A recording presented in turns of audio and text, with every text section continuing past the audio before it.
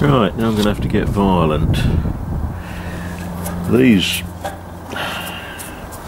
valve just it just won't undo. I'm going to have to think about that. And that one is pretty horrible too. So I'm going to have to get violent with that. Yeah, deep joy. Well, if you're going to get violent, the best tool to get violent with is a Stilson. Do you think this Stilson's going to work? Well, we'll find out shortly. This one came from all places out of the bottom of a sunken boat. And this is a good size one.